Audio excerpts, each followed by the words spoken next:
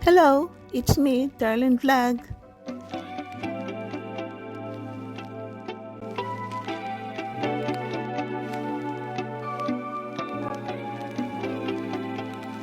Hello mga katandims, Kalingap ka Chomcar, kumusta na po kayo? Ito na naman si Tita Darlene Vlog, nagbabalik. Mayroon po tayong reaction na, itong bahay ni Jomar, malapit na matapos. Di ba po nakita po natin na finishing na sa likod, sa labas, din sa loob, dalawang palapag itong bahay ni Jomar.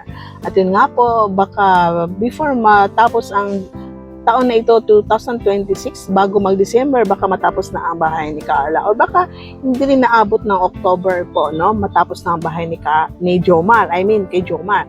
So ito naman kay Carla, nakita po natin na sisimulan na, kung makita natin bahay ni Jomar.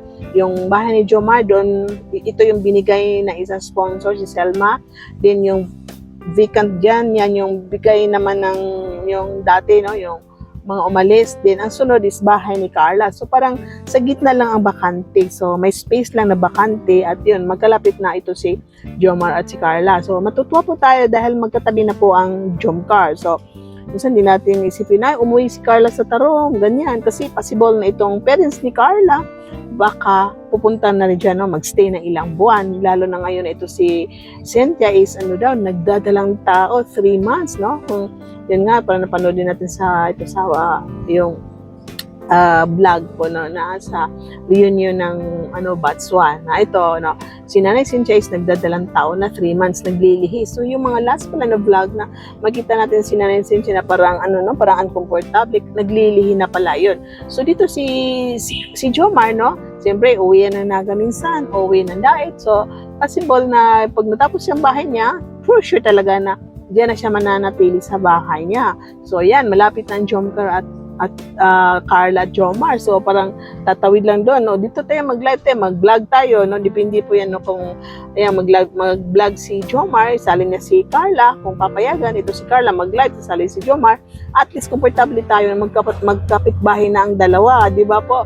At makikita natin na wow, magkapit bahay, pwede na mag-abutan ng ulam, pwede doon mag-dinner si Jomar sa bahay nila Carla or sino ba dyan, At close na po ang dalawa at nakakatawa din po guys. So, parang ito at ang mga kapatid ni Carla, itong mga kapatid niya is baka dyan na rin mag-aaral sa diet pag natapos na po ang bahay. So itong bahay at ni Carla is parang sinagad-sagad na, kunti lang ang vacant space bago makarating sa bakod. So I don't know kasi para itong bako data is parang dikit. So siyempre itong mga labor, trabahante is maglalagay ng base ng yung, di ba, mga kahoy, dos por dos na para ikakabit-kabit dyan para magpapatayo ng siyempre poste ng bahay, yung base na ng bahay. At siyempre yan, ang mangyayari is sasagad na yun sa bakod. So I don't know ba kung nasira ba ang bakod kasi may parang sa mga comment section na parang may nababasa tayo na parang bang may sinira na bakod. Hindi po ako sigurado dyan,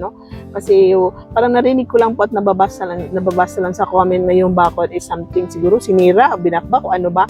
Pero ang alam ko naman siguro is, I don't know kung sinira ba. No, hindi ako sure. Ayaw ko mapangunahan kung ano nangyari. Basta ang alam ko lang is yung bahay ni Carla is malaki, parang sinagad na sa bakod-bakod, so konti lang ang space niya. So, siyempre, pag magpapagawa ng bahay, nakita niyo itong mga labor na may mga pag magpapagawa ng bahay, parang may pusti-pusti, para lalagyan ng kahoy, kung sa hagdan-hagdan nila, para pag tumaas, maghakot ng buhangin, magpukpok-pukpok dyan, ganun po. I'm sure gets ninyo po ako. So, normal po yan na may mga dyan. So, I don't know if sinira ba. Kung may nasira lang, baka konti lang po, si paglalagyan ng kung anong base ng mga trabahante. So para sa akin, excited ako para magkapit-bahay na ang Jomcar at sana samahan pa rin natin sila kung anong ipagkaloob ng Panginoon sa Jomcar, Kasi yun nga ako, isa rin ako sa Go with the Flow, masaya ako kung anong meron ngayon ang Jomcar. So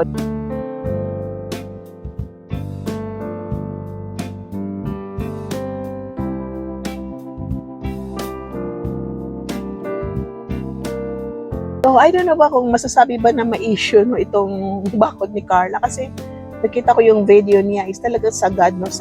So Kasi wala tayo doon, iba kasi sa video at saka sa personal. Pero nakita natin yung paggawa ng bahay doon sa bubong na pagpapatayo, sagad na talaga sa bakod. So para kung sisirain ng bakod, sayang. Pero iwan ko kung sinira ba kasi makita pa natin yung cyclone, makita pa natin yung poste ng bakod, no? So, siyempre, dikit yan. So, gagawa na nga poste. So, iwan ko ba ano nangyayari. Abangan na lang natin. Baka ma-vlog yun ni Jomar o ma-vlog ulit ni Carla kung anong nangyari sa bakod. Kasi para sa akin, sayang din. Kasi pera din yun. Pera din yung pagpapagawa ng bakod. Yung sponsor, nagpadala para sa bakod. Tapos sisirain lang pala, no? So, siguro, gusto ni Carla na malaking bahay. Bakit hindi lang ginawang third floor, ano? So, hindi na isagad-sagad sa bakod. Gawing third floor. Pero sagad na sa bakod, no? Pero siyempre, hindi natin bahayan. Sila ang titira. Bahay nila yan, pera nila yan. Sa atin lang, nagre-reaction lang tayo kung anong opinion natin. So, pero kung anong plano ni Carla sa bahay niya, suportahan na lang din po natin. Katulad nito kung sino yung mga nagtatrabaho, no? Kasi daw parang si Pure Health ang pinagkatiwalaan ni Carla dyan sa mga trabahante niya na para dyan sa kanyang bahay. So alam po natin, ito si Jomar din is hindi pa tapos ang kanyang bahay, nagpapabahay pa. So madubli-dubli naman yung burden niya po sa pagpapagawa ng bahay, pag-follow up sa mga trabahante at kung ano-ano pa. So yun nga, supportan lang po natin si Carla kung anong mga plano niya sa bahay niya. Importante nandito tayo na sumusuporta, mga Kalingap Chomcar.